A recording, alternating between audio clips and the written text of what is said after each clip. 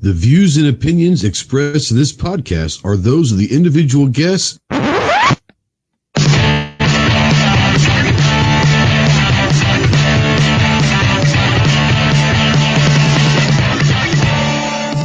If you're a sensitive snowflake that may get easily offended, then turn this off immediately.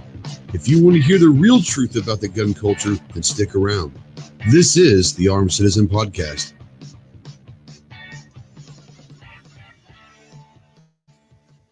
What is going on, my Ghost Squad? Welcome to the Armed Citizen Podcast Live. This is episode number 147.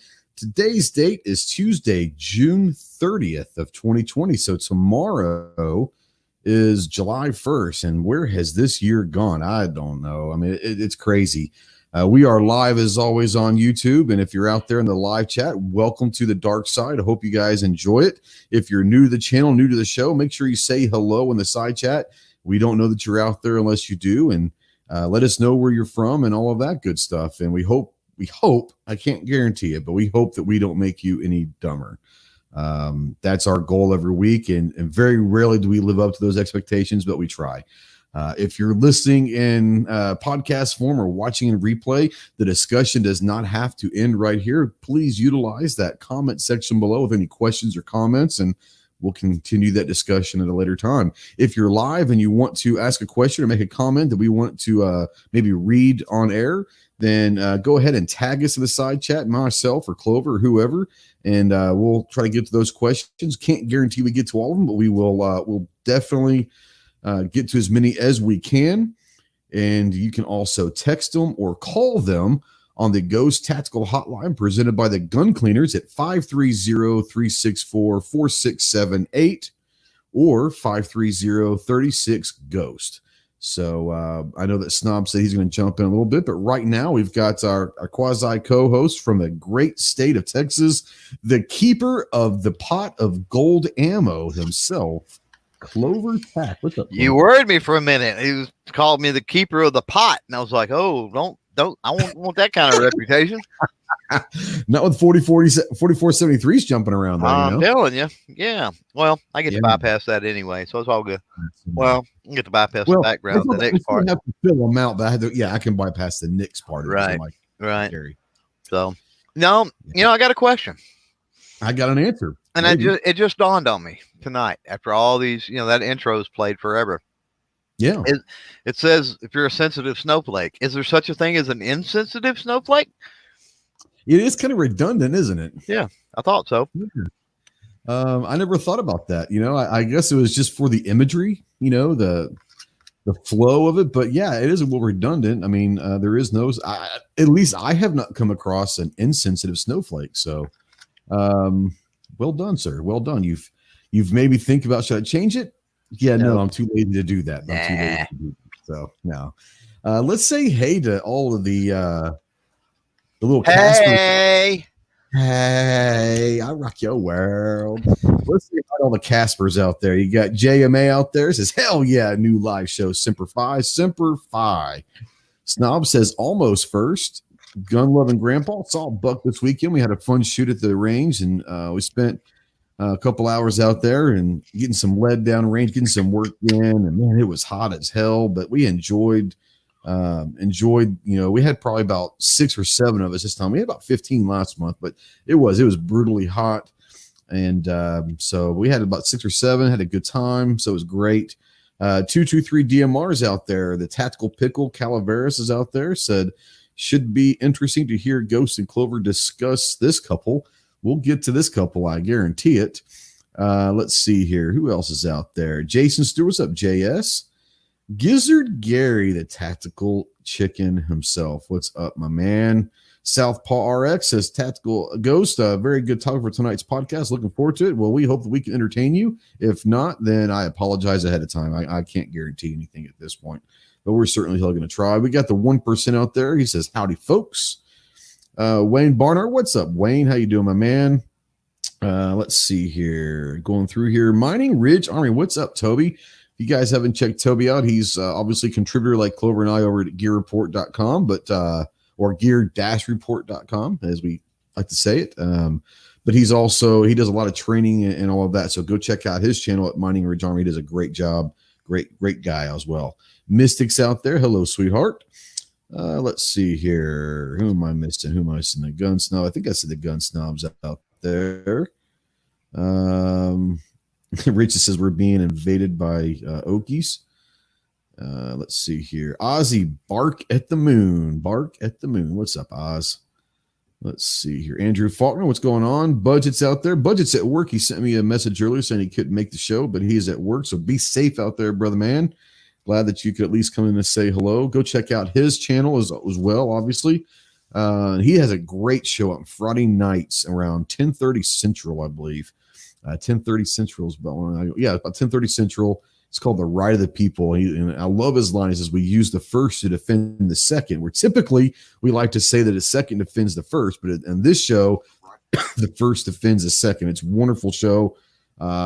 Awesome stuff. He's passionate, but he's got a couple great sections in there. One of them is I was going to call him the dumbass of the week. And he's also got ones where they talk about people that are concealed carrying that are, involved with defensive shoots that were clean shoots. So it's really good. So go check that out. Let's see here. I think I plugged him enough. Checks in the mail, right, Mike? Carolina ADC, go check Carolina out, man. There's some good ones out here. A lot of good channels are making a lot of good content out there. I failed to mention Gary. Gary's got Foul Territory on Friday night, and he's got on Sunday, he's got the Early Bird, and that's about a 4 or 5 hour chat on Sunday mornings. It's great to kind of just come in and jump in and out and kind of get you through your Sunday morning. So go check that out as well. Guns and Barbecue. What's up, Guns and Barbecue? Gunpowder Beauty. What is going on, my dear? She's moved to not too far from me now. She's about 3.5 hours from me. That's great. Keith Gregory's out there. Sandhill Shooters, man. Sandy's out there, and he's got a show in a couple hours at 9:30 Central called the Get Off My Lawn podcast. So go check him out, all of his content as well. Turn this into a big one, isn't it? Juan's out there. JJ's out there. What's up, JJ? Duncan's out there. What's up, Duncan? And Clint's out there. Hello, Clint. Guitar Man Pete's out there. Midnight Range TM's got the closer on Sunday nights at 9:30 Central. Go check out the closer, Bawoosh. It's a great little chat that kind of ends out on a fun note. It's great little, it's supposed to be like about an hour and a half, but it goes like 4 or 5 hours sometimes. It's a great one. Go check him out. Georgia Trucker's out there. Let's see here. I think it said Guitar Man Pete's out there. You got Warsaw's out there. Defense Dad is out there. Fud Life is out there. I love seeing that. I love your little avatar. JBP's out there. John Brown Production. Warchild's out there, and it's like Romper Room all over again. We like to have a good time for sure, and I think that might be. Oh, we got One Apple a Day is out there. Love the after dinner snack. Crayons in the background. Semper Fi. I'm going to talk about that real quick, and that's a great one. And I haven't seen Foss out there because I was going to, hopefully Foss shows up. Maybe he will. Lead Life's out there. What's up, homie? But yeah, we're talking about these crayons, Clover. And I know we were talking about off air, but I did an Instagram post. So I came home from work. It was maybe like Monday or Tuesday. It was earlier in the week. And my wife says, hey, there's a package over here for you. I'm like, okay. I wasn't expecting anything at that day. And I open it up, and it says it's from one of our viewers out there and patrons and good friends of the channel, and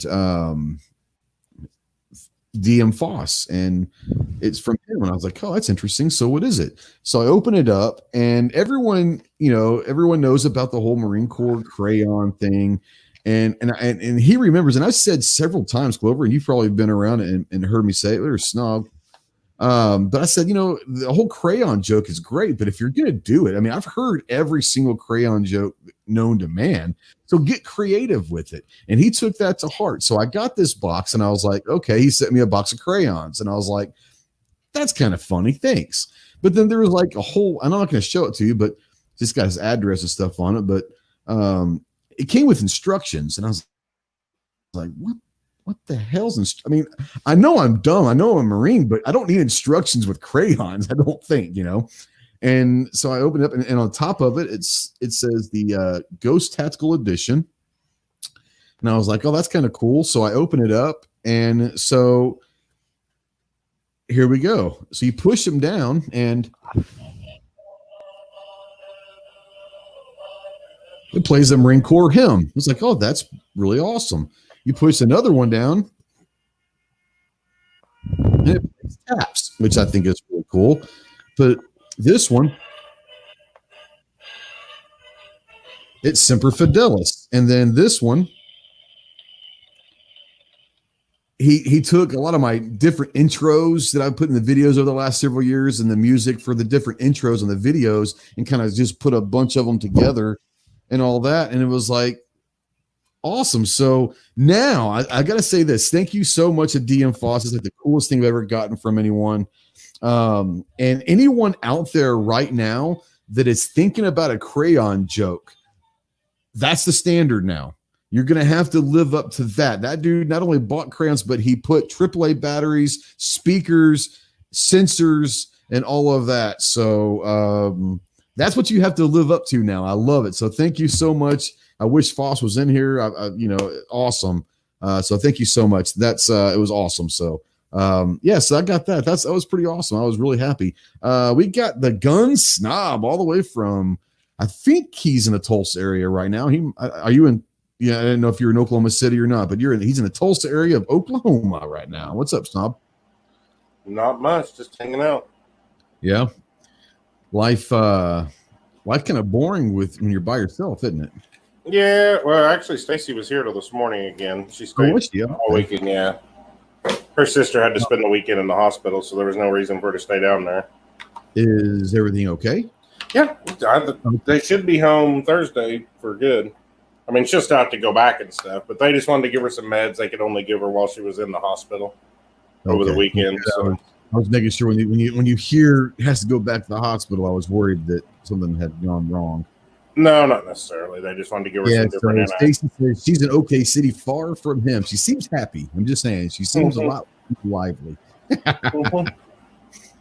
So let's see here. D Pimp says, well, I guess the fruit snack flavored crayons are out. No, see, here's the thing. I'm still accepting them. But you've now got to take the edible crayons. As Clover was mentioned, we were talking about this beforehand. He says, well, edible crayons are pretty cool. And I said, yeah. But he took the time to do all this. So you've got to do something with the edible crayons to make it that much. You just can't do edible crayons anymore. It would have been awesome. But now that I've seen this, I don't know. Budget says, what headphone mic combo is that? I got lazy. I usually use the old Blue Yeti. I didn't want to. I got lazy, so I flipped this up. This is a Skull Candy. I think it's a gamer's headset. I got it at Walmart for like $30, but I think it's typically used for gaming. But I like the way the audio comes out of this, and it's comfortable. So I use them anyways for headsets. I usually just flip this back, but I said, the hell with them, I'm gonna go ahead and use it tonight. But I think it's Skull Candy, Budget. It doesn't do as well as my Blue Yeti, but like I said, I know all I had to do is hook up a wire to it. But yes, I am that lazy. So yeah. So how's it going? Everything going good with you, Snob? Oh yeah, just living the dream. Anything happened the last week that needs to be mentioned? I don't think so. Okay. What about you, Clove? Anything going on that people need to know about? Oh, I think Clover's eating. He was eating. I was eating my pudding. You interrupted my pudding time, man. I didn't realize you were so old. Come on. Well, see, here's the thing. So Clover's on the low carb, low calorie diet, and I've done the low carb thing for so long that I keep finding good things that are. He's giving me some good ideas on what to snack on and all that. But 3 years ago, whenever it was, I found like Jell-O has chocolate and vanilla and then the swirl pudding, but it's sugar free, and it tastes just like normal pudding, and it's unreal. And they have sugar free Jell-O that's unbelievable. So he found the pudding, and now I think that he's addicted. So let's see here. Warsaw, bring you guys in on this because interesting. Warsaw says, this past Tuesday, I recently bought some ammo, and it seems we're on the verge of an ammo shortage in our country. 2 boxes of ammo a day purchase only. I think the ammo shortage is not coming. It's been here for a while. Right. My local gun shop has been out of basically all handgun and like 223, 5.56 ammo since early April. And I got a call last week, and he says, hey, I got some ammo. Well, so I went by there, and I was allowed to get 2 boxes of 9mm and 3 boxes of 223. And I was like, oh, okay, I understand. Can I come back tomorrow and get 2 more boxes of 9mm and all that? And he's like, no. I was able to get 100 rounds of 9mm and 60 rounds of 223. And I get it, because his distributor, he's been waiting since April to get this shipment. I think he got a couple thousand rounds, so he has to spread that out over all of his customers. He said it might be months before he gets any more ammo in. So the shortage has been going on for a while. And Clover and I were actually talking about this in a phone call we had earlier today. It's going to be interesting to see. And Clover, you brought up a good point about being these companies stockpiling and not stockpiling. You want to kind of go over what your thought of maybe what this going on with the shortages, because I thought it was a good point. Yeah, I think they got caught with their pants down. That's what happened, and it's a lot of people don't realize the cycle. A lot of people think that these people are, look at how many calibers there are, right? Yeah. Everybody knows this. These companies do not run their machines 24/7, 365 on every single caliber. That's not feasible. They can't do that.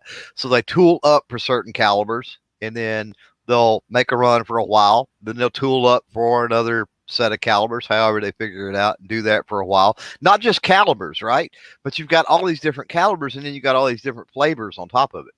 So, yeah. And with certain things that you're seeing major shortages on right now, is things that are niche driven, that they don't sell a lot of, whatever it might be. And as soon as they seen it start to get crazy, most of your companies, they tooled up to do the stuff, to crank out the stuff that they sell the most of. And so, and I don't think anyone foresaw Corona and the shutdown. No one saw that. And then right on the heels of that, you've got the riot and everything else. There's no way to forecast that when you're talking about, because they've got their production plan set a year in advance. They know when they're going to be running production. It's a cycle for them. They know when their downtimes are, but no one is expecting this. Now, I want to say I almost booted you out, Snob. I almost kicked you out. So it looks like you got... I overpaid for it. Don't feel special. Well, okay, so let me ask you this. 1, where did you get it? And 2, if you don't mind, how much of a price gouge was there? I got it at Natchez or whatever it is. Okay. I found it on Ammo Seat, 28 cents a round. Shipped. That was after, it was 24 cents a round. Terrible. But after tax and shipping, it ended up being 28 cents a round for $1,000. It's not. It's obviously high. It's not terrible. I've seen a lot worse. Oh yeah, I have too. Well, it's going to depend. It's going to depend on where you're at, because I went to town today and I hit every place that had ammo, looking for a very specific ammo. But the big box stores that carry ammo, they were somewhat dry on ammo. Their shelves wasn't bare or anything, but you really couldn't be that picky or choosy. Yeah. But any of the local gun shops I've been in, because I've been on search for this ammo for good Lord days now, and I've hit no telling how many stores that have it, and it's not hard to come by around here, not at all. Yeah, hold on, before you do that, I don't. What link is this? I don't know what link you're referring to. If you hit the link, you're actually watching our live show, Steven. So. I don't know what link you're referring to, but welcome. Steven was on your show. I met him Thursday on Clover's show. Go check him out. He does some interesting stuff on his channel, so it's pretty cool. Come what you're talking about the big box stuff. I actually had called down to Academy last week or a week or so ago, and they're about 45 minutes, so it's not that bad of a drive. And I figure, well, if anyone's going to have some stuff, it's going to be Academy, because they're not getting it from a distributor to it. They're ordering millions of rounds company wide, probably straight from the manufacturer, and they're like, nope. And the interesting thing, so I want to say this, I want to put this out there, and there's gonna be a lot of hate out there, and that's okay. That's okay. The only handgun ammo that I've been able to find religiously anytime, anywhere is 40. Yep. So what does that tell you, America? What does that, for all the 40 lovers out there, that's the only one that I can find all the time. So what does that tell you? You were going to say something, Tom. Go ahead. I went to Bass Pro Sunday in Springfield, the real Bass Pro. Yep. And and the week before I went to Oklahoma City, and they don't even have a spot in Oklahoma City for pistol ammo. They took all their pistol ammo spots and put shotgun shells there. Yep. And Branson had just a couple rounds they had like a couple boxes of 32 and 25. I went to Springfield thinking, well, if any Bass Pro is going to have it, it'll be Springfield. And they had probably 4 or 5 different brands of 9. Now they had 40 and some other stuff in Springfield. But as far as 9 goes, they had a couple different brands of 9, but it was all defensive ammo. I bought a couple boxes of Hornady Critical Duty there, but they really didn't have any practice ammo whatsoever. And Sports World's he's been getting somebody's buying other brands that are more expensive and stuff, and he's like, "Yeah, you don't want to buy these. It's just what we can get." Yeah, yeah. Andrew out there takes a shot back, says, that's the reason I have a 40, just for times like this. He knows he's never going to have an ammo shortage. People are hoping to give that shit away, So I said the other day, I said, I guess I'm about to start shooting my 40 all the time. I can't do it. Not going to happen. No, just kidding. It's what it is. But it's interesting. That's really literally the only kind of handgun ammo that I've been able to find is 40. And even Academy was like, I said, are y'all gonna be able to get anything in? He's like, I don't know. I mean, he actually looked in the system. I was like, look, I'm trying to get like a couple thousand rounds of this, couple thousand rounds of that. And I said, can you like look in your system? I don't care if it's shipped to me from, Nebraska. I don't care which Academy, I'll pay for the shipping. He goes in the system. He's like, it's dry, man. Like we don't have anything. So it's crazy. JMA says even 10s out there is out everywhere. So, I bought a couple boxes of 45 the other day when I was just in a farm and ranch store just because they had tons. They had tons of 45 and 40. They didn't have any 9, but yeah. I mean, as far as ammo around here goes, I mean, you can find any kind of shotgun shell, 30-06, 30-30. We have a lot of 17 HMR. We got, I don't know why, but like the Walmart shelves are like just loaded with that. Can't find 22 anywhere. Just the calibers that you don't see very often. Obviously, those are the ones that are around, but it's really, and it's not just people out there reloading. And honestly, at this point, I mean, I've never reloaded. I've never had the time nor the passion to reload. And I understand that it could save you money, but I shoot a lot of 223 and a lot of 9. That's pretty much the 2 calibers that I shoot the most. It's not worth the investment, the initial investment, to save a little bit because, maybe in times like these, yeah. But I mean, with 9 and 223 typically so cheap, I've never had the reason to. And I know, Clover, you reload. I mean, have you been reloading a lot lately, or is that something you've thought about start doing? Nope. No. It's really easy for me to tool up and crank out 1,000 rounds or something like that. So it's got to get pretty bad, and it's not bad enough that I've went through my stuff yet. So, and then the other thing too is when you're talking about doing it for T&E. See, this is the difficult thing. So, just being able to go out and have fun on the range, or have stuff just because is one thing, but needing to do T&E work, you want a variety and you want factory stuff. You really don't want to run reloads when you're doing T&E work, and so a lot of what I'm running is for T&E work. And so I could do it a real reload, but if I reload, is that going to guarantee that the problems I'm having or whatever with that particular firearm, is it because of the reloads? Yeah. Who knows? I've got over here, just I wish you could turn it. I can't do the camera, but right here I've got a little I don't know, waist high 3-drawer dresser drawer full, and this one's full of basically 9 and 223. I've got probably, I don't know, several thousand rounds of each in there. And that's kind of what I just grab when I go. But when I shoot at the range, I like to replenish. So I like to have 5,000 rounds or so of the ones that I'm going to shoot a lot, just to know that I have it for times like these. And like I said, I've got plenty of ammo to shoot, but I hate, like, in my mind, it's the OCD part of me. Like, I know that I shot, oh goodness, I would say 500 to 700 rounds in the last 2 weeks, 2 to 3 weeks of 223. Not that I'm running short, but in my mind, I've got to go replenish that 500 to 700 rounds to keep it, like, my mind from going nuts. 9mm, I mean, God, I go through 9 like it's crazy. And I know that I've got ammo. I mean, I'm not short, but I'd like to have, like, that baseline number in my head that I've got at least 5,000 or 10,000 or whatever that number is. And now that I can't replenish it, it's like, well, I guess that's the reason why I have this stockpiled, is in case something happens like this where I can't get it. But my mind's going nuts. I've got to replenish this shit, I've got that same problem because I've got plenty of 9 or had plenty of 9, but I'm like, well, if I shoot these, I just bought 2 new 9s, and if I shoot these and want to run any rounds them, then I'm going to dig into my stockpile. Yep. And that's what I actually said the other day. I said, well, I guess that's why I was stockpiling it in the first place, was when times I couldn't get it. And I finally found this and bought this. So I was happy, and it relieved me. I've got 4 9mm AR pistols coming in the next week or two, and I do at least 1,000, if not 2,500 rounds, if not more, just for testing and reviewing about T&E or whatever, viewing a firearm. So I know over the next, let's say, month or two, to do it the right way that I want to do it, I'm going anywhere from 4,000 to 10,000 rounds of 9mm.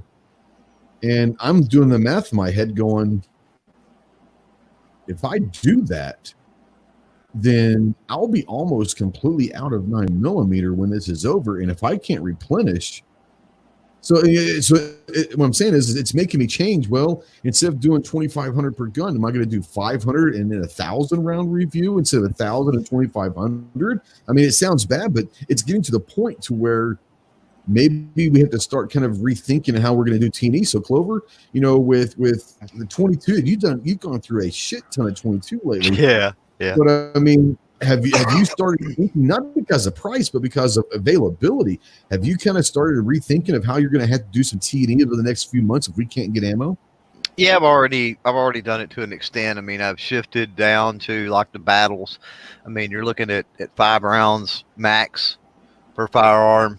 For the chrono test, 5 rounds. For the realistic test, that's it. So, maximum of 20 rounds on that, which is roughly a half a box if you're talking, conventional handgun ammunition at 50 a box. So, and then you're looking at over on the FUD Live channel, you'll notice that the stuff that's been done there so far, I've limited that to even 3 rounds.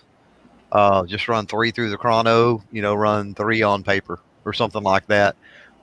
Just scaling it back. So it's going to be interesting. We're going to have to play around with the concepts of, and I've kind of been doing that anyway. I'm not really big on giving the all out, necessarily 1,000 round, 2,000 rounds through it type review.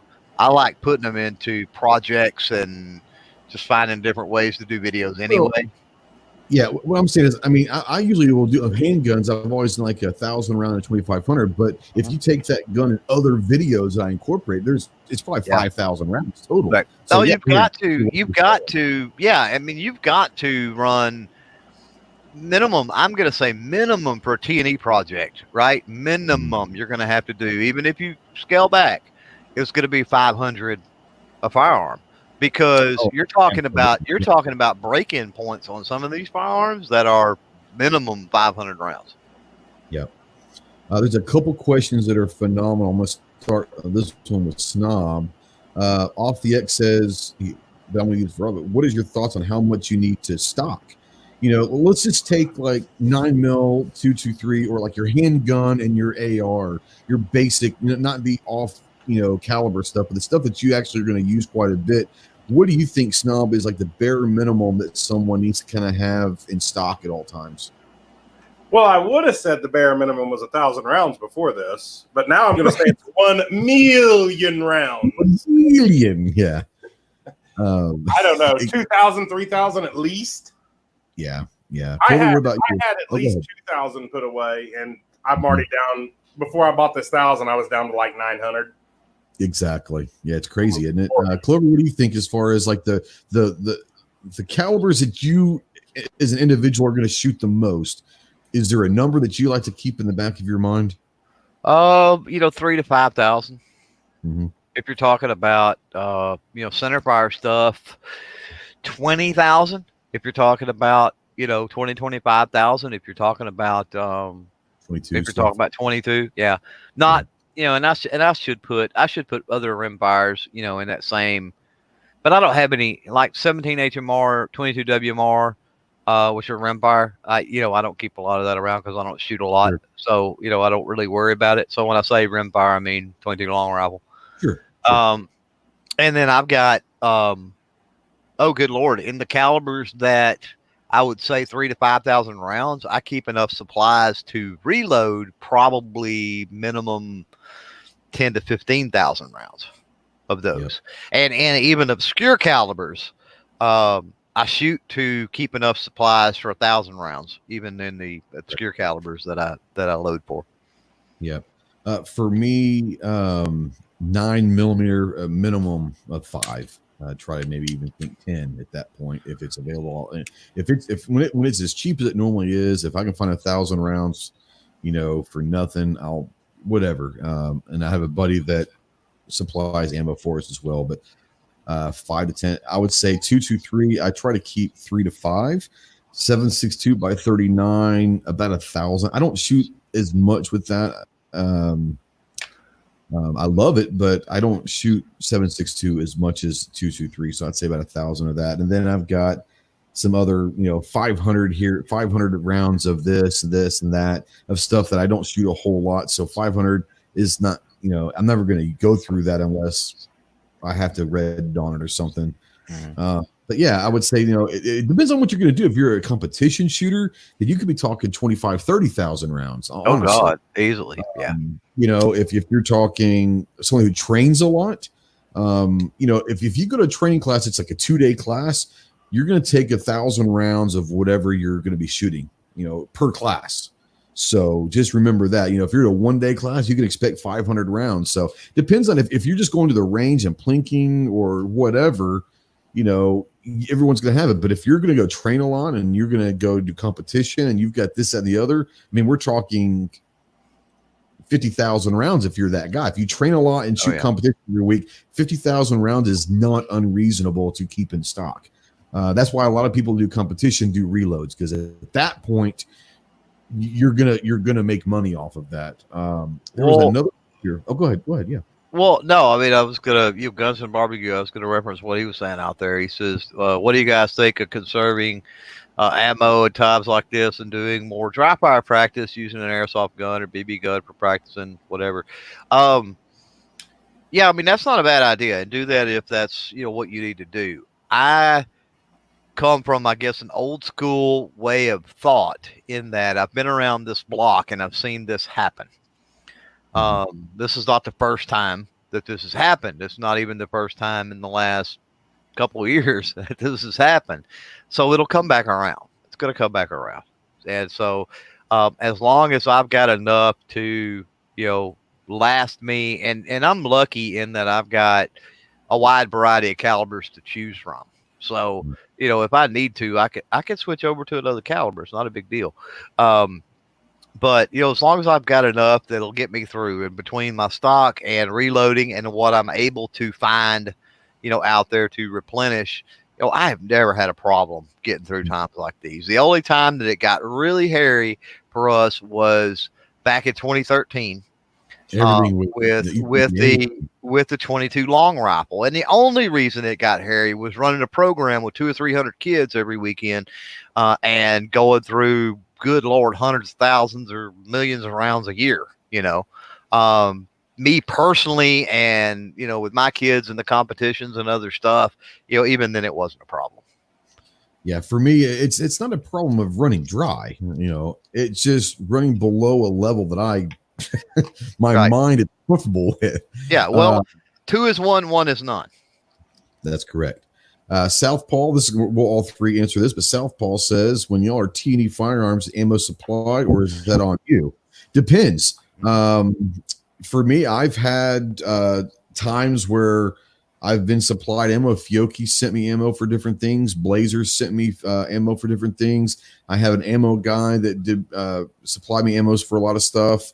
But a lot of times it's, thank God for Patreon, honestly, and thank to all my patrons out there. But a lot of time is Patreon money and Amazon money and what little we make on YouTube money. I mean, a lot of the time is you're buying your own, and I think that's where T&E gets hairy, is for people that are buying their own ammo for T&E. Some people get nervous about buying all this ammo, so that's why you don't see many people going that are buying their own ammo. That's why you don't see them doing 1,000, 2,500, 5,000 round reviews, because they got to go purchase that. So yeah, it can get hairy, but it depends. There are, like I said, there are companies, there are firearms that will send ammo with the firearms, actually. And then I've got a contact at Fiocchi, I've got a contact at Blazer, got a contact that I'll ask, hey, I'm doing this T&E project, and I'm trying to get like a box from 10 different, maybe 2 boxes, get 50 to 100 rounds from 10 different manufacturers. Would y'all be interested in doing it? Boom, and they'll send out a couple boxes of ammo for that T&E. But that's, if I ask for 10, I might get 3 that say yes. So yeah, I've got maybe anywhere from 150 to 300 rounds, but then I've got to make up the other 1,000, the rest of the 1,000 from my supply and my pocket. So Snob, What about you? Have you gone through? I mean, obviously there are projects that you have to buy your own and all that, but how many projects are you kind of on your own for ammo versus ones that are supplied? Usually when Sports World sends me with a gun, they send me ammo, which I usually shoot more than what they send. And then they got me a bunch of SIG ammo once, just for my own use. After I did the SIG video, SIG gave me a bunch of SIG ammo. Yeah. But for the most part, I buy my own. Yep. Clover, what about you? Yeah, the vast majority is bought through, like you say, through Patreon, affiliate marketing, other things.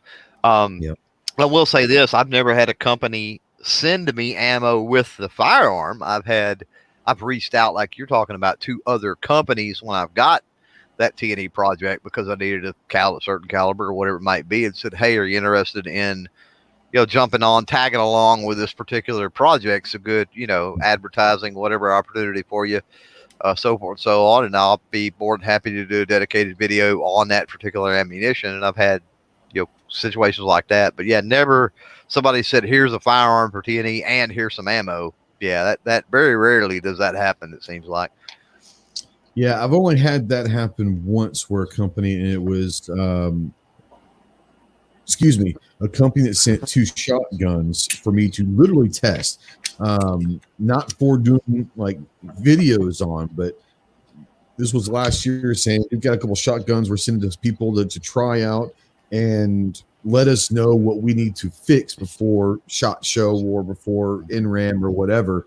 They're kind of prototypes.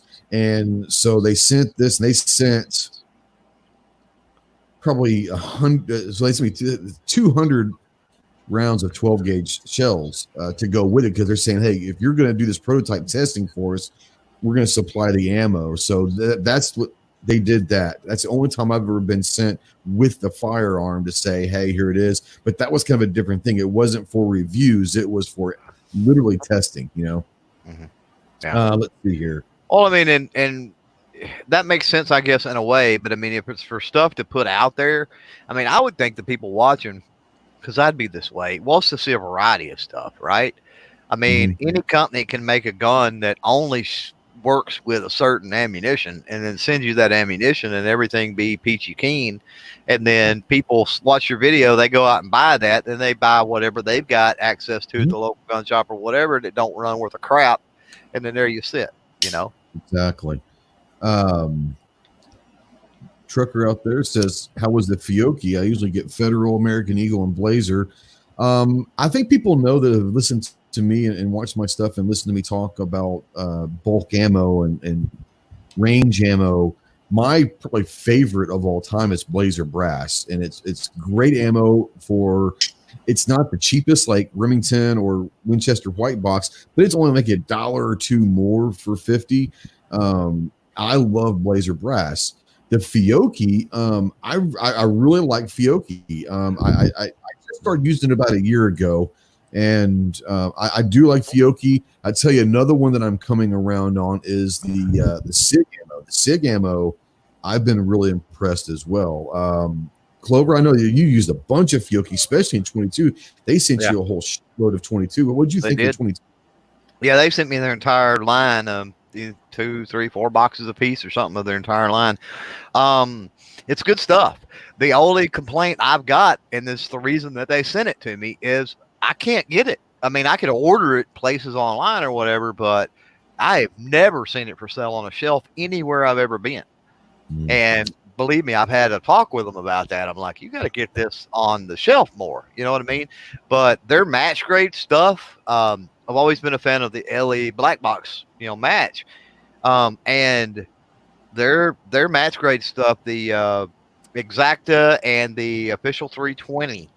And I don't know the retail price compared to the LE now. I'm not going to lie to you on that. I don't have that information off the top of my head.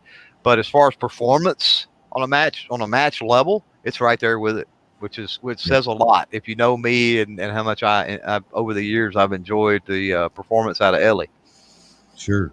Snob, much experience with Fiocchi ammo? If so, what are your thoughts about it? I buy it quite a bit. As a matter of fact, the 2 boxes of 45 I bought that are sitting over there are Fiocchi. Because the Atwood's Farm and Home, they carry Fiocchi, so I buy it there a lot. It's dirtier it's like S&B. It's real dirty compared to Federal and stuff. In the 9mm anyways. Yeah.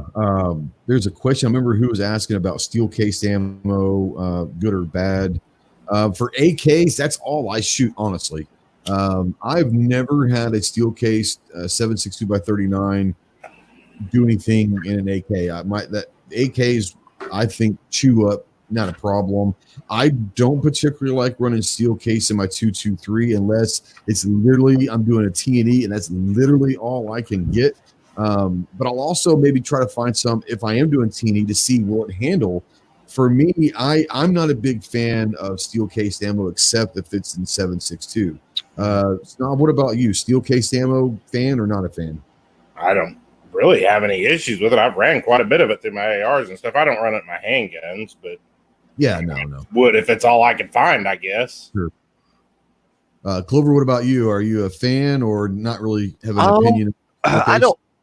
It's on a case-by-case basis, really, with me. I mean, I've run a lot of alternative, metal casing, I guess you could call it, not just steel, but you've got aluminum and you got a lot of different things. And, overall, I haven't had a big problem except for one that stands out. And wasn't really an issue of the steel case, but the lacquered steel case. My FAL, if you run that thing hard with lacquered steel case, you will eventually stick a case in the chamber. Yeah. What are your thoughts on Cellular and Benoit ammo? I think he meant Bellet, but Bellet, yeah. Yeah, I was gonna say I never heard of that, but yeah, S&B. Yeah. Yeah, the Benoit threw me, but no, I don't S&B. I don't have much experience. Like I said, I once I find ammo that I like, I kind of stick with it. So very rare. So I don't have an opinion on that. A crap ton of that, or did, because that's what Sports World had as the cheapest ammo. I've never had any problems with it. It's dirty, yeah, but it's cheap. I mean, I was given before all this, I was given around $7 a 50 for it. So really, brass case, yeah. Oh wow. So for nothing, is it that dirty though? Yeah. Is it that dirty? I mean, is it? It's like Fiocchi. It's dirty. It's not Federal or Winchester or anything. I found it to be a lot dirtier. Gun gets a lot dirtier, but it runs just fine. I mean, I've thousands of it. Yeah, same thing. And I've used I've used S&B primers and reloading for quite a few years, even, and haven't really had an issue with those either. Yeah, I mean, I agree with Snob. I mean, it's on the lower end, the dirtier end, but or my experience with the calibers and the whatever flavors that I've shot anyway, right? Because Snob's talking about Fiocchi being dirty, and we know this from talking with Fiocchi and hanging out with him, everything else. It depends on which Fiocchi you get.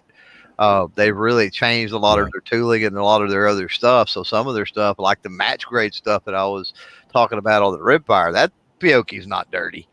Oh, I don't doubt they make. I'm just talking the cheapest of the cheap. Yeah, right. Cheap ammo is going to be dirty typically. Ammo is going to be dirty regardless of who makes it. It won't be cheap if it's not dirty. And relatively speaking, all ammo is going to because it's the nature of the ammo. So, yeah. But I'm just going to say SMB is a lot dirtier than like the federal brass that you can buy in the 200 round packs and stuff. Yeah. So Squib says you're wrong. Some says it is not dirty.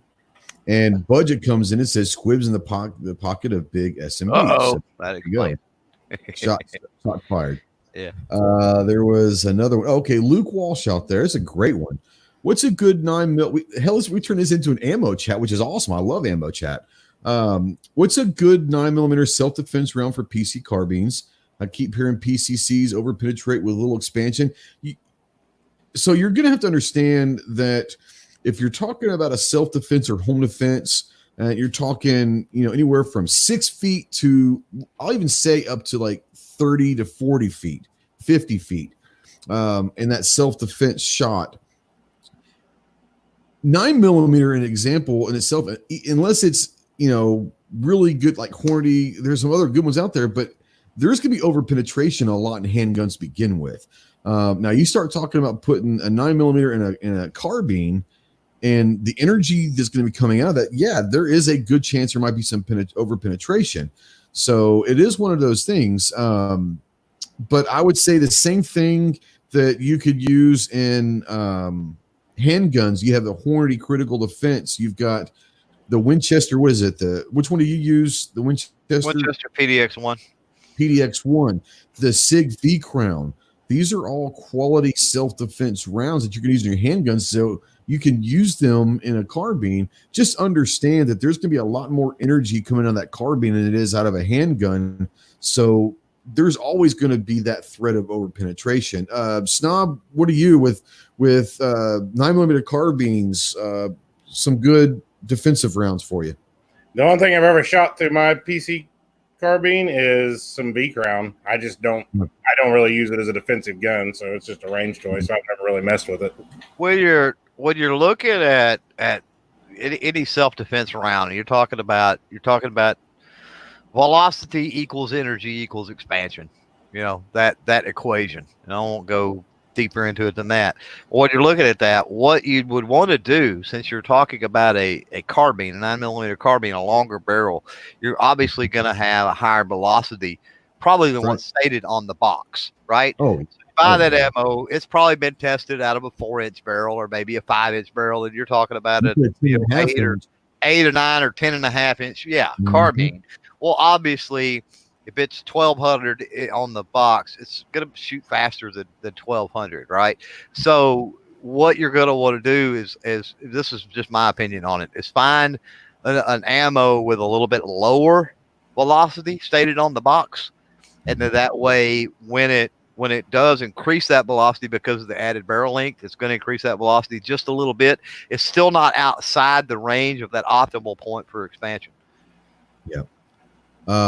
Gold dot hollow point. Gold dot's good. I don't use it I'll use it for testing, but I don't use it to actually carry. I've been a Hornady critical defense for a long time, both in 9 and in 223. Well, for Gold Dot, V-Crown, I really like the SIG V-Crown now. So, what were you going to say? For Gold Dot, I mean, that's Spear, and the Spear Lawman is a little bit cheaper than the Gold Dot, and there's not a whole lot of difference. I'm almost convinced it's the exact same projectile. I can't prove that, but almost convinced of it. Yeah. Question out there says, would I run steel case ammo through a Glock, steel case 9mm in a Glock, or hell no? And it's not, I'm going to say no, not because I don't like steel cased ammo, but once again, I can get brass ammo for nothing when it's in stock. Yeah. So I'm not worried about if I can go get Remington or Winchester white box for range and T&E stuff for like $9 for 50, and I have to go and steel's like $7.50 or $8. I'll pay the extra buck to go brass. Now, once again, if it's the only thing that's out there, then absolutely, I have no problem running steel case. It's just I prefer brass. That's just me. But I would say no, but not because I hate steel case ammo. For the price difference, I mean, if you, and yeah, it takes a little bit of time to pick up your brass, and I guess on some ranges you're not allowed to, and I get there's 10,000 caveats to this, so don't crucify me. But with brass, you could pick up that brass, and worst case scenario, pick up that brass, throw it all in a 5-gallon bucket, and take it to the scrap metal yard, and you could probably get the cost difference back. Probably. Right? That's assuming that you don't sell it. You know, turn around, sort it, sell it, shop and go buy it from you. You know, sell it as once fired. You know, brass. Put it online and sell it. And I mean, 9mm, you're going to get $5 100. Well, that's $5 for every 2 boxes. Think about it. So, what is the price difference in the steel case? If the steel case is $2 a box cheaper, you're not saving anything because you could have turned around and sold that and made up the difference. Yep, we're going to say something. So is it really worth it? I've got this plan though. So I don't pick up my brass because I want gravel for my range, but I'm too cheap to buy gravel. So I just want all the brass go down there, and eventually it's going to be completely brass to walk on. Honestly, that's actually kind of a cool idea. Honestly, I'm not going to lie. That's a pretty sweet idea. So you got to get down in prone or on your knees, and then it ain't too much fun. Well, you put a pad down there, you know, you're fine. But yeah, I would like the visual. That'd be a really cool landscaping idea. What's that? That's those are 9mm casings. Damn. Yep, I had a good year this year. Went through a lot of ammo this year. Let's see here. I'm liking, you know what I'm liking? Just the hell with everything else. We're gonna keep going with the ammo chat. I'm gonna change the title of this, and I was not anticipating ammo chat, but I love ammo chat. So let's see what else is out there. I saw something. You got the assault gun. I've got one at work. I took mine to work, and I use the hell out of that thing. There's a fly in here, and it's about to die as soon as I find it again. Let's see here. Now this is one that I have not got much experience. The Federal HST. You guys have any? I have limited, so I mean, I probably shot maybe 200 rounds of it, so I would not base anything on that. But have you guys had HST experience to talk about that? I've shot it quite a bit. I used to, back when I carried a 45 all the time, that's what I carried, and I still have a bunch of rounds for 45. Yeah. That's the only thing I've ever had it in, but it was shot fine. Yep. What about you, Clove? HST good for you? Nah, it's not my pick, but it's a decent projectile. Yeah. Now, Rob out there says, please send all unwanted guns and money to his address. So, right. We got to get Rob out of New York. I know he likes New York, but we gotta get that out. Ozzy, what do you think of ARX Polycase Defend?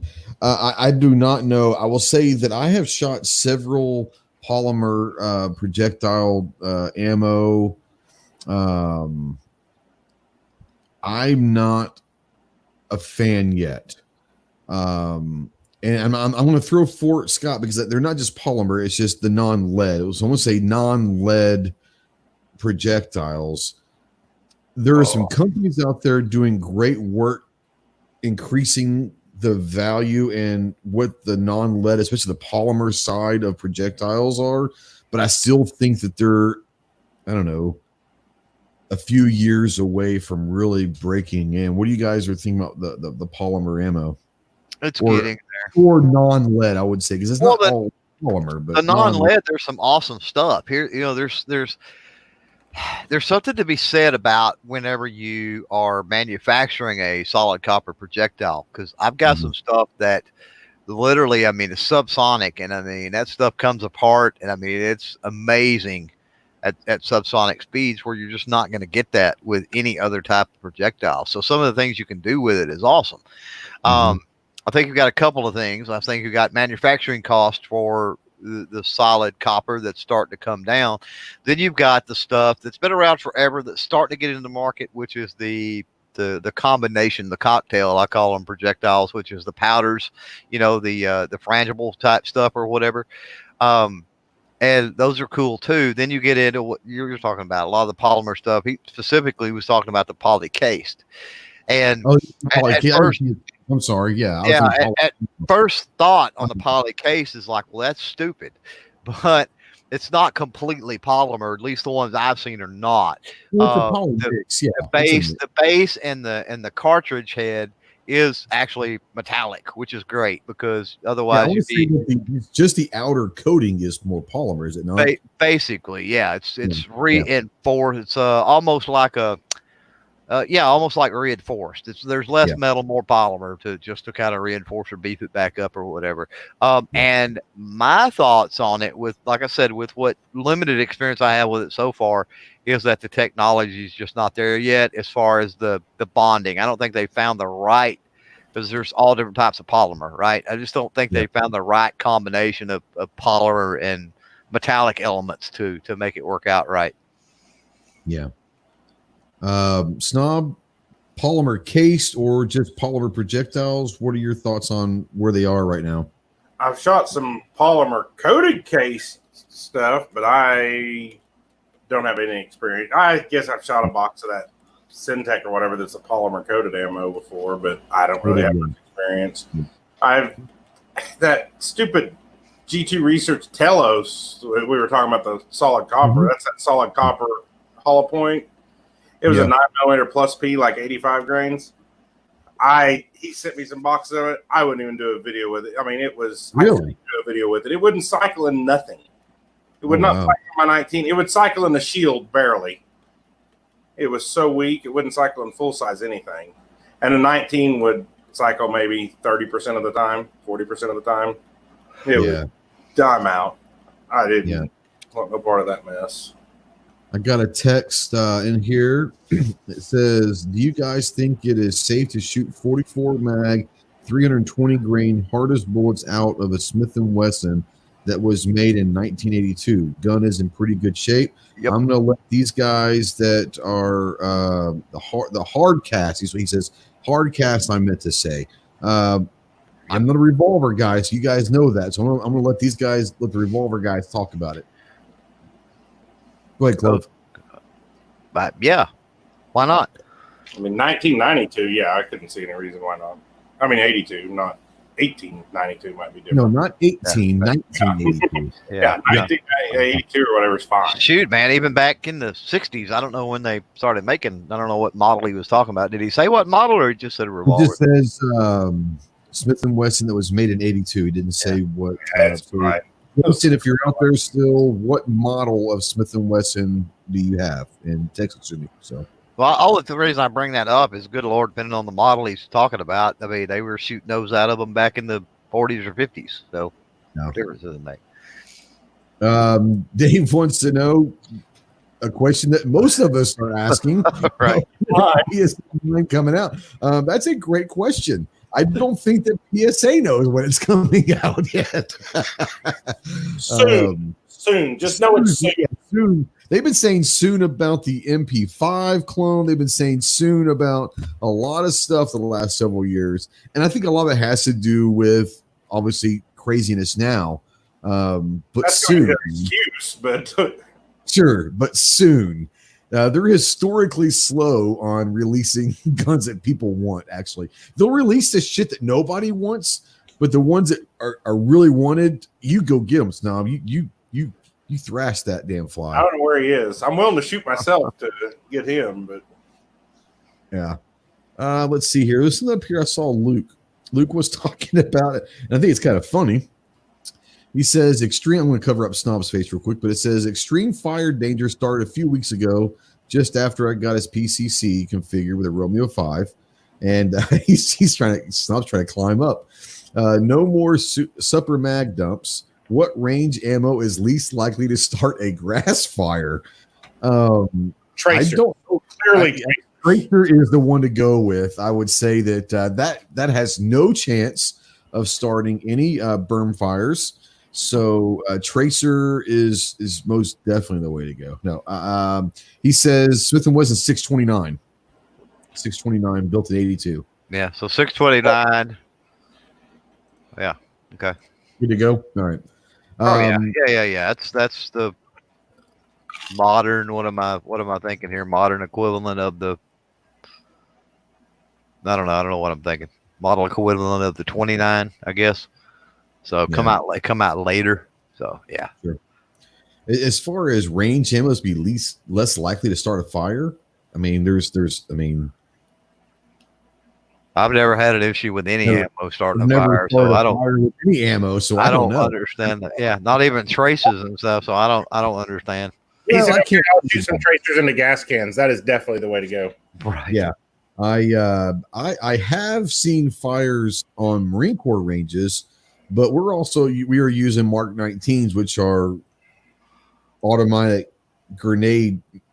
automatic grenade rifles and 50 cal, and so I've seen fires, but not with like a 223 or 9, especially like a 9mm, a handgun. I've never seen. I can't even imagine doing a major mag dump unless you've been in a drought for 2 years. And I mean, I don't know. I've never seen a fire start because of ammo. That's just me. I don't know. Yeah, Philo says that the MP5 might be out of their manufacturing skills. I mean, like I said, if they, I even asked them again this year at SHOT. I said, we're hoping this is the year. I think that if they could do it and actually do it right, I think the MP5 clone could easily be one of their best sellers ever. Their AK stuff that's coming out this year is supposedly pretty good. They look great. I haven't shot one yet. They look phenomenal. The AK was an AKV, I think, is going to be pretty good. I think that is what is that the AK and 9mm. I think that's supposed to be pretty cool too. Dale Allen out there says Semper Fi Jarhead. You too. I'm assuming that you're a Jarhead, so Semper Fidelis Leatherneck. Let's see here. Luke says, okay, back to pre-supper mag dumps. We've talked him back into going into pre-supper mag dumps. Perfect. It works. Squibb says that he set Camp Pendleton on fire in 92 with tracers. Yeah, you talking about incendiary and tracers in Camp Pendleton, where Camp Pendleton, Southern California goes through droughts.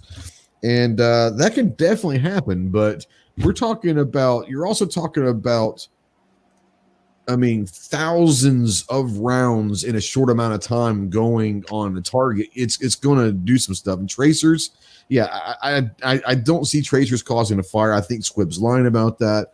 So if you're out there, please shoot tracers all you can. It's not going to cause a problem. And I'm going to get sued for that. So I'm saying I was just kidding. So, tracers are fun as hell, though. Let's see here. Tennessee Gun Guy says his unit was at Fort Campbell, was responsible for the range fire in 2014. So, I mean, I guess if you're going to be at a military range and you can cause a fire, I mean, I guess you claim that shit. That's a claim to fame. Okay, so Dale, sweet, man. There you go. He was with 1-8 in the 2nd Marine Division in March 1995. I was in from 94 to 98, and when I was in Okinawa, 94, 95. I was with 3rd Cabs, 3rd Combat Assault Battalion, and then when I was at Pendleton, I was with 1st Strig. So, yeah, Semper Fi, brother. I think he's a new. I don't remember seeing Dale's name out there. So, welcome to the channel. Welcome to the dark side, my friend, and glad to have you. But yeah, he was over at Lejeune, obviously. So. I was on the East Coast for a school one time, and I was not a big fan of the East Coast. I was more of a West Coast guy. They called us Hollywood Marines out there. But, yeah, he was out with Lejeune 2nd Marine Division, so good stuff. Black Cat's out there. What's up? What's up, RL? Luke says spent the last 2 Septembers evacuating his ranch because of fire since the caution. Well, I mean, if you're in a place that has a tendency to catch on fire, I don't know. I would think about maybe putting a sprinkler system by the range, like the berm, at least wet it down possibly. I don't know. I mean, maybe find a different place to shoot if you're worried about burning down every September. I don't know. It's not like house. That way you burn their pasture, not yours. Snob, you've got kind of land that I guess could possibly catch on fire during the hot summer months. Have you ever worried about that? No. I keep my range mowed pretty short though, and out to 100 yards, I keep it mowed. So yeah, I've never worried about it. Except for my berm, it just grows and grows because I ain't climbing on it, weed eating it every year. And I've never caught on fire. If it catches on fire, good riddance. I need to burn the berm off every now and then. Yep. Clover, I mean, with your backyard range, I mean, have you ever had an issue or a fear of starting a fire? No, not at all. So I mean, maybe you were using some weird shit. I'm just saying. I don't understand it. You're talking about tracers. I've actually seen jugs of gasoline shot with tracers, and it doesn't do anything. So yeah. It's kind of like you take a 5-gallon bucket of gasoline, and you've seen the old movies where they do the trail of gasoline and they put the cigarette down in it and light it up. That's bull crap. I've seen mechanics literally take gasoline. They be doing some work on a gas tank or something, right? And they have a pan of gasoline and literally flick their cigarettes down in it by the garage door to put them out.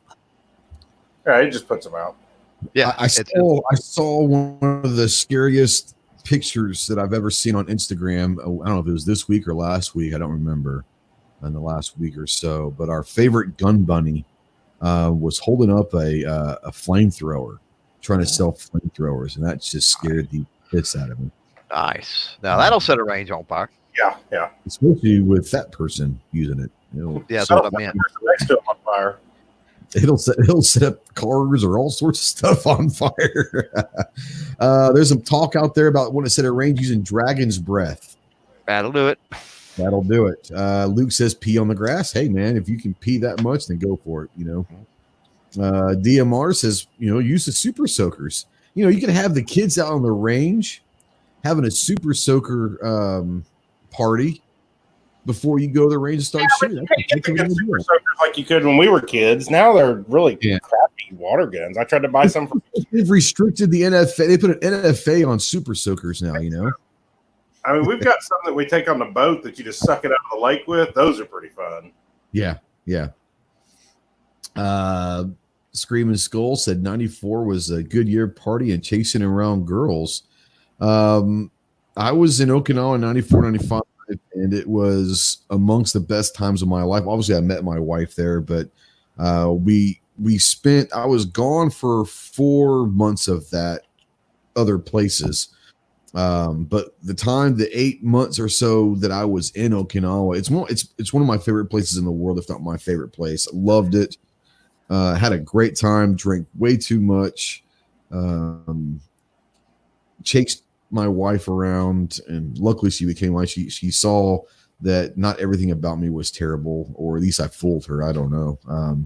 But yeah, 94, 95 in Okinawa was great. It was interesting because I was talking to somebody who had a chance to go to Okinawa much later, like recently, and he was about 3 or 4 years ago. The guy that works for us, and he's a former Marine, and he had an opportunity to go to Okinawa out of school, and they gave him this map and said, okay, all the blacked out area. Now remember, the island's about 60 miles long total, so it's a small island, and like 95% of the island was off limits now because of all the things that happened when my era was over in Okinawa. We raised a lot of hell over there.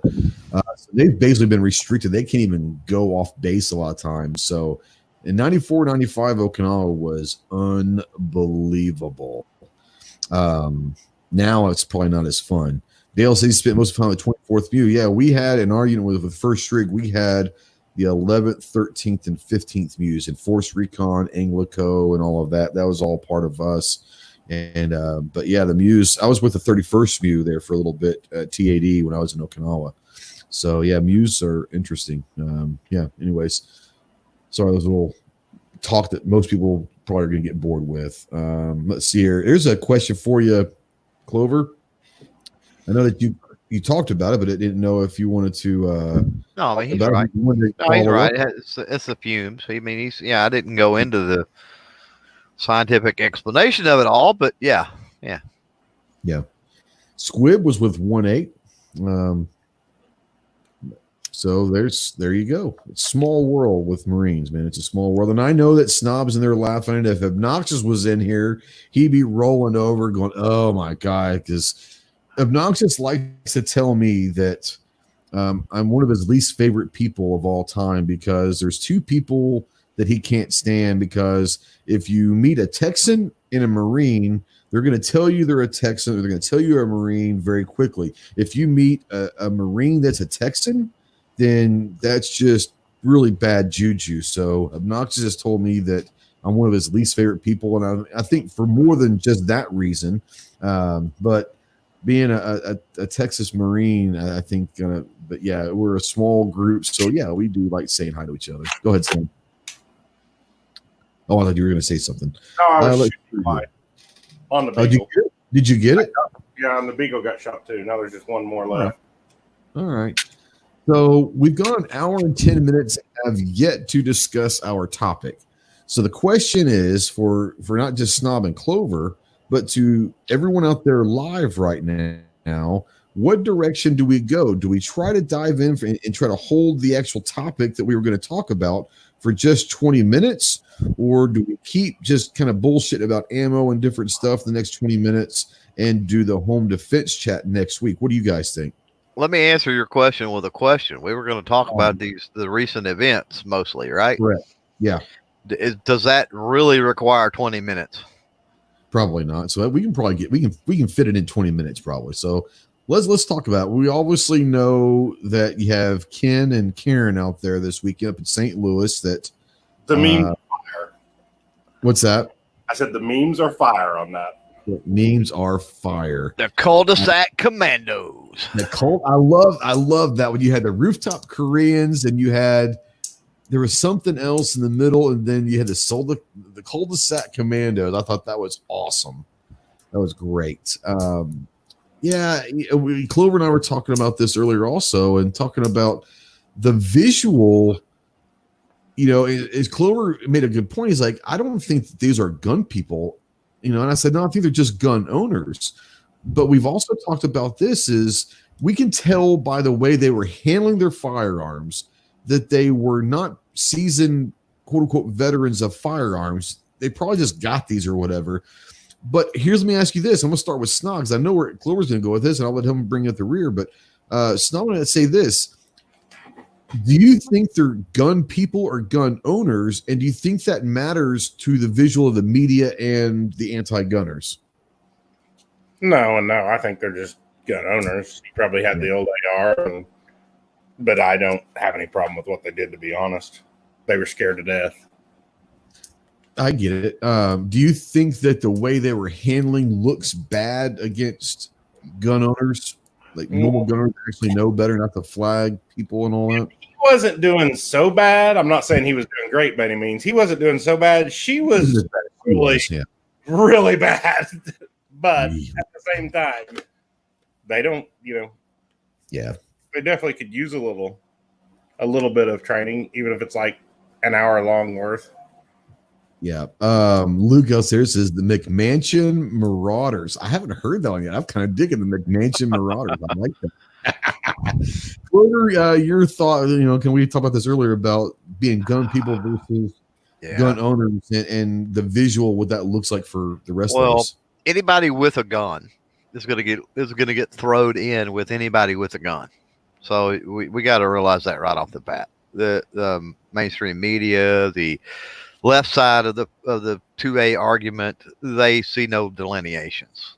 Mm-hmm. That's why I always say we have to pull in a Reagan-esque thing here that we've got to present a stark contrast, right? And even then that they make no delineation. So I don't know how effective that tactic even is, but yeah, it's one of them things to where we talked about it. They, just from what I seen, the pictures, the video, the other things of what I seen, you could tell they weren't serious. They were brandishing, running their heads, and whatever. They weren't like the vast majority of us. The vast majority of us Someone would who's would likely have grabbed the firearm and went out onto our lawns, right? But we would have been at low ready. We wouldn't have been running our head. We would have been visually taking account in on everything that was going on. We would have been ready. We would have been ready and prepared, to make that move had we needed to. And, we would have taken something out of our arsenal more than a Jimenez too, most likely. So probably. As far as the visual, obviously the visual of their handling skills are something that's less desirable to gun people. But I'll say this. I'd say something that I've actually gotten a little upset with. I mean, we can sit there and criticize their handling skills all we want. But, man, they were getting blasted by gun people a lot the last couple of days. And I'll say this that really got to me about, the gun community on social media. They're going to sit there and talk 2A. And then someone exercises their 2A. Now, whether or not it was handled properly or in the best way, they exercise their Second Amendment right to protect themselves and property, and then they get blasted by the gun community because, well, look at them. They're not obviously they're not tactical. I mean, these guys, and Clover, you're probably right. These guys probably might have all been gun owners for a month now. I mean, they might be one of the Corona gun owners. Mm-hmm. So it's not like they've probably gone and ever got training or anything. They probably did this for this exact reason a month ago. Not have, with things shut down, may not have had the opportunity even, right? And like you said, it might be a Jimenez because that might be the only thing that was available left at their gun shop. I mean, who knows? Yeah, but they're just there's a common sense element to me that, there's a difference between you've taken a defensive position and you're out there running your head, running your mouth, and waving things around. To me, that's just not a defensive posture or a defensive position. But that maybe, hey, I didn't serve in the military or anything else, so maybe I'm wrong. Weston out there says they did with the two. They're exactly the 2A is there for defending their life and liberty, just like thousands have done before. Tactical is a thing. Exactly. Do I wish the visuals weren't as bad as, especially with her? Just kind of, she looked like she was talking some shit. I want to say that. And someone mentioned earlier, he looked like he was getting ready to hip fire. I mean, he looked like the Don Johnson, the later in life Don Johnson from Miami Vice was getting ready to hip fire that AR. That was pretty funny. Here's the thing. I think this is the overall takeaway. Can you not do the right thing in the wrong way? Yeah, you can do that. Absolutely. There's no doubt about that. I mean, not just in this situation, but in everything in life. Yeah, you can have the best intentions of the world, but executing it in a wrong way negates your intentions sometimes. Absolutely. I think you can do that. Snob, what about you? Do you think you can have good intentions, but just execute it poorly? Oh, yeah. I do that all the time with everything in life. At least Stacy tells you that all the time, right? I try to give her a compliment and say, you don't look fat in that, and it just doesn't work out. So I don't know. You should know better than that. You don't answer that question. You've got to figure out a way to smoothly transition that to another topic as quickly as you can. Ozzy out there said, I thought I had it. Wrong one. Ozzy says, do you think anti-gun people even know about the safe and proper handling of a gun? Probably not. But here's what I'll say about this, and I'll let both you guys just chime in. I mean, at this point, you guys, we don't need to call on it. Just get in there. But I want to start out by saying, regardless if they understand what the safety rules are or what safe handling looks like, anyone knows that anyone taking a gun doing this with a finger in the trigger guard is probably not safe. So, I mean, you don't have to be knowledgeable about firearms to know that just doesn't look right. Like, that just looks dangerous. So, well, what do you guys think? No, I agree. I mean, I think it, like I said a minute ago, I mean, it boils down to certain common sense. And I know people that are, anti-gun and they don't care about getting themselves educated about guns either. They're pretty solidified in what they think and what they believe, but they would never get a gun and, you know what I'm saying, do something like that. I mean, I just don't. They wouldn't do it. So this is one of the weird situations. And sadly, I mean, you're right in that they're gonna lump these people in with everybody else, right? Yeah. But these people are like right there on the cusp of, you know, they know enough to be dangerous. You know, that old saying we use, that you know enough to be dangerous. This is the definition. From now on, when you look that up in the dictionary or whatever, there's a picture of these people, unfortunately. Yeah, Pete says they're both Democrats, and I'm not going to speak. Well, that's great. Yeah, I'm not going to speak for Clover or Snob. I don't want anyone out there to get the impression that I'm bagging these people. I'm all for what they did. I think the visual, I wish it would have looked better, but I'm not bagging them. And hell, like I said, I was pissed off to see some of the gun community on Instagram bagging on these people. It's like, you sit there and we talk 2A, and then someone actually exercise their 2A rights, and you got people on social media bagging them, and it's like, what the hell? What more do you want? Especially, and I didn't know they were Democrats. I've been too busy at work to even really kind of look into a lot of stuff. But these people are Democrats that are now gun owners. You know, I mean, they did exactly what they were supposed to do, and they defended themselves. They were obviously scared. I mean, there's no doubt. We can bag on their handling skills just in jest and fun, but I don't want anyone out there to think that I am.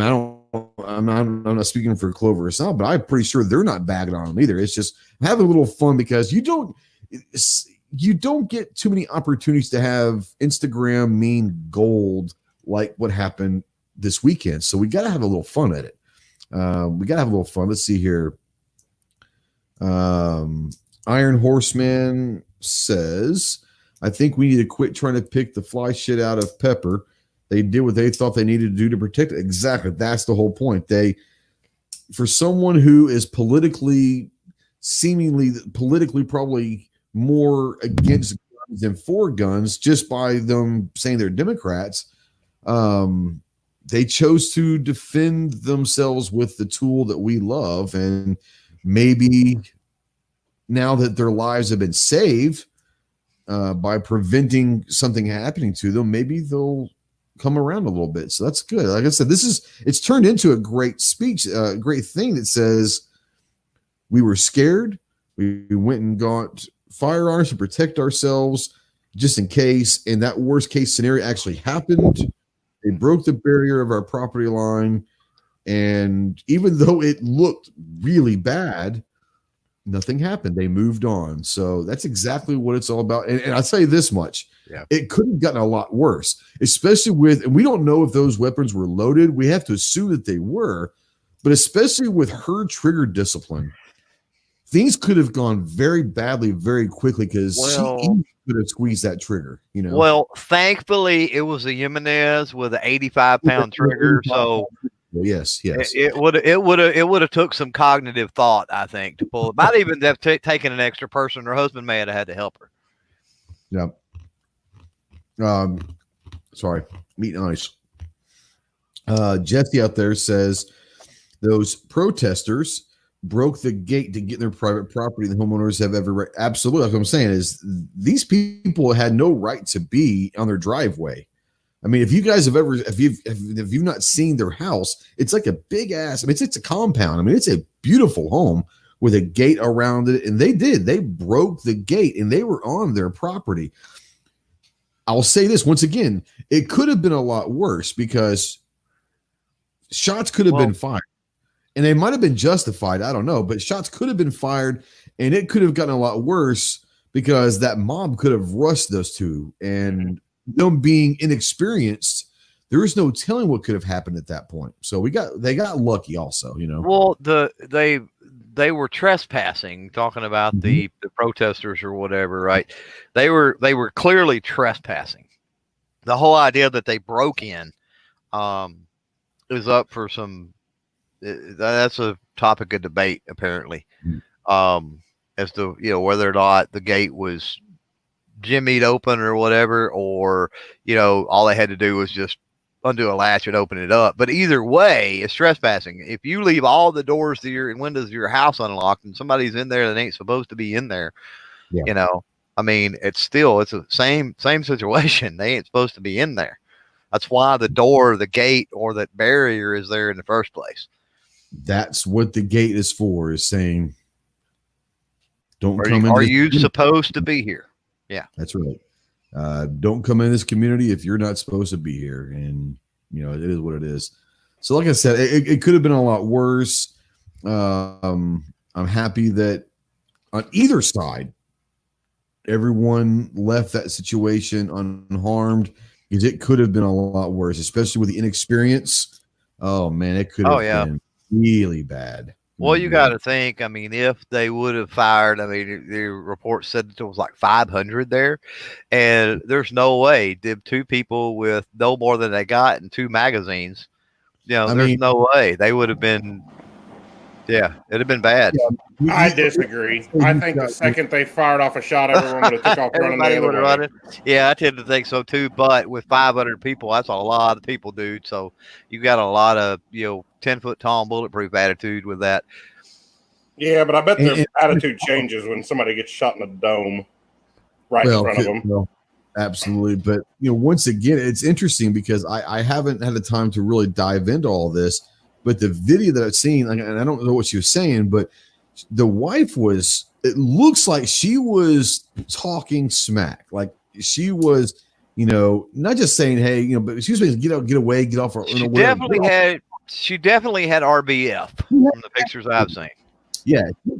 She had a little attitude that could have antagonized some people. Once again, it ended well. Everything ended up fine. It could have been terrible. Could have been terrible. Let's see here. They're talking out here. Someone says that Weston says that brandishing in Missouri can be an issue, but I think they'll be okay. Rich says the protesters were heading to the mayor's house in the gated community, and the mayor didn't live in there. They were going somewhere they didn't even know where they were going. That says a lot to the organization of a lot of this crap. It's like, oh my God, somebody get a handle on this. Yeah. Now 223 brings up an actual legality here that if they did not break through the gate, they would have been considered protesters. But being that they tore down the gate, should they be considered rioters? Well, I would say if you've broken a law, then you're not peacefully protesting anymore, are you not? Well, if you're trespassing, if you're trespassing, are you still a protester? If you're trespassing, because you have to, in order to have a permit, you have to be on public property you're allowed on, right? Or not a permit, but in order to protest, you protest on public property, right? On a sidewalk, on a public property, not private property, right? So does that still apply? And then again, we get back to the controversy of, did they tear the gate down, or did they just open the gate and later on it got tore? You're talking about 500 people.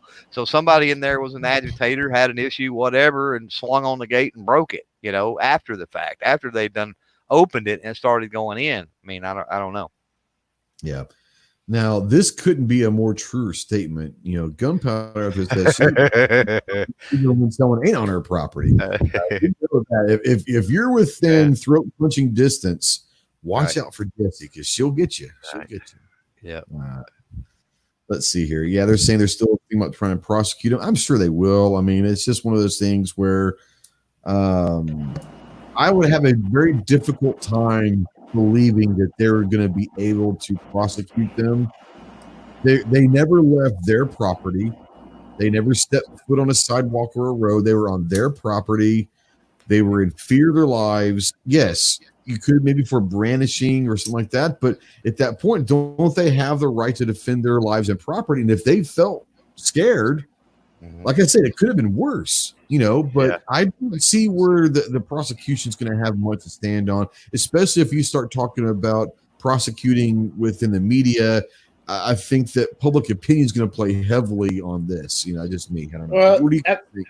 Did you watch the interview with him? I haven't, dude. I've been busy, and I have. He kind of said in the interview that they were threatening him and all this as they went in, and supposedly they went back in and got their guns. Yeah. And That's when all this started. And he's a lawyer, so he's going to know what to say and what not to say. So they're probably going to be fine. Yeah, I agree. Yeah. Like I said, I find it very difficult to believe that they were going to have a way to really get them for much of anything. That's just, that's just me. So we've done the hour and a half, and we've covered this all. And you're right, Clover. It didn't take but about 15, 20 minutes to cover that side, at least that side of it. The home defense discussion we're going to bring to the table at the time. But that discussion, the current affair of that, didn't take long. But like I said, we went for the hour and 10 minutes of ammo talk, which was not expected, but I love ammo talk. So it was a good chat. So let's kind of start sweeping the chairs. I know you got, I don't know if Night Strike's doing a show tonight or not, but go check out Night Strike. If nothing else, go check out Sandhill Shooter. Get Off My Lawn podcast at 9:30 Central over on Sandhill Shooters chat. We got 38 people. I hate to tell you, but I'm hungry as hell. I gotta go eat. But go check out Night Strike and on Night Strike One channel, he's got what's called Hit or Miss going. Check out Daily Gun Show at midnight Eastern. Snob, we've still got 38 people that are here listening. So tell people where they can find you and what kind of projects do you have coming up. Yeah, I need to get videos out. I've been really slacking, and I broke my Romeo 1. Actually, it broke. Really? For my new SIG P365 XL, but I should have the new one tomorrow. And I've got a Canic SC, and a Swamp Fox Optics on the way, and I'm going to do some videos with that in the next week or two. So. Yeah. When do they have the Castle law? I don't know. I mean, I'm right next to Missouri, but I don't know. I think Missouri does. Yeah, I'm pretty sure they do. Gunpowder Beauty says yes, and she lives in Missouri now. Yeah, that's right. That's right.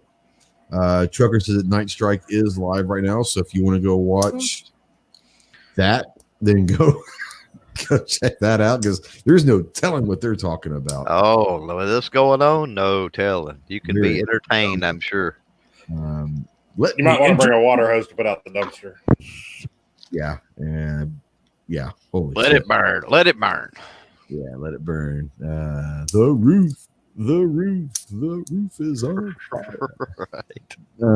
All right, Clover. Tell people where they can view your projects, what you got going on podcast wise, and all Nothing. that. I quit. That's for the night. I'm gonna wear pink polo shirts, carry around an AR-15, and go patrol private gated communities from now on. That's my mission in life. Polo shirt Friday to work. So what's wrong? No, I'm good. Everybody knows where to find me if they need to find me. It's all good. Yeah.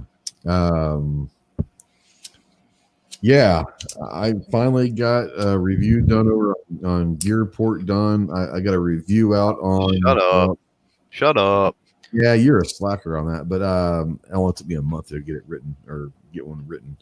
But there's a video over there on the Bushnell CQTS Elite Tactical 2.0. I've got another one coming out on.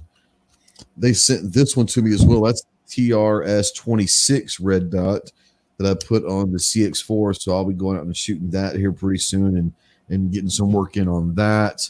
Got some stuff. I got to be looking on. I've got Hellfire coming from IO. I've got Faxon sending me the 9mm Bantam coming out. I've got several of them coming.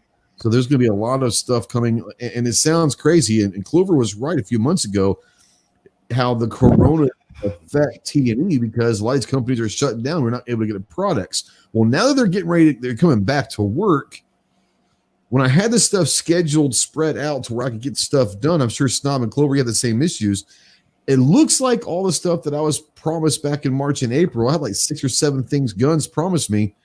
It looks like now that I know 4 of them they're all coming at once.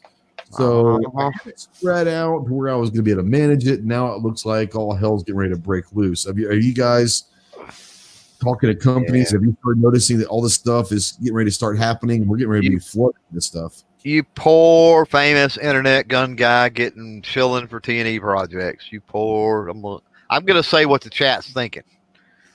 I'm saying that if you're wanting content, you're getting ready to see a bunch of content. No, I got you. No, it's true. It's true. I mean, do reviews on, and we should have seen it coming. It should have known. But yeah, I mean, it's gonna be interesting from now to the end of the year with all. There's gonna be a lot of 20-round review videos. Yeah. Well, we talked about that earlier, and there's going to be something. I mean, the 50-round one box ammo reviews are really what's getting ready to happen. But Snob, with the gun shop, I mean, is their inventory low? I mean, it's low. I mean, they have a lot of stuff still, but it's low, really low. Yeah, so it's one of those where I mean, it's affecting everything. It's affecting everyone. And we said, Clover, I think you're right. They just maybe weren't ramped up ready for this. Let's hope that in the next month or two, things will happen. I wonder if what's going to, with the election in November, how that's going to affect things. Obviously, they're going to start ramping up, preparing for the Christmas holiday season. So, stuff's getting ready to happen. But how much did having laying workers off for 6 weeks to 8 weeks really obviously affected production? So we'll see what happens. I did hear that some of the companies are going like 24/7 right now in the factories producing, having different shifts. They're literally running those things 24 hours a day, trying to catch up. So maybe that helps. I don't know. Well, the other day when I was in Sports World, Kevin said they've been getting 100 guns a day is what they're averaging coming in. And on the last Saturday alone, before that was a week ago, they sold 400 guns. I mean, exactly. Yeah. So they can't even keep up. My local gun shop may be selling one come Saturday. Just saying. Oh, yeah? What could it be? I'll throw this out there because I can almost guarantee you there's nobody in the chat that's ever heard of it. A Hopkins and Allen offhand underhammer black powder rifle in 45 caliber. The hammer is actually underneath the barrel, not on top. You lost me at black powder. It's freaking cool. If it's still there, I will probably bring it home. So be looking for a video on that. Is this a modern black rifle or a black powder, or is this an old black powder? I don't know how long ago they made them, but no, it's definitely not modern. Yeah. Okay. Yeah, definitely not modern. Maybe not 1700s, but definitely not 1900s, I'm assuming, right? Or at least 2000s. Yeah, it was. I'd be lying. I'd be lying, honestly, if I tried to tell you when it was made. But, good Lord. Yeah, I don't know. I'm not even going to try.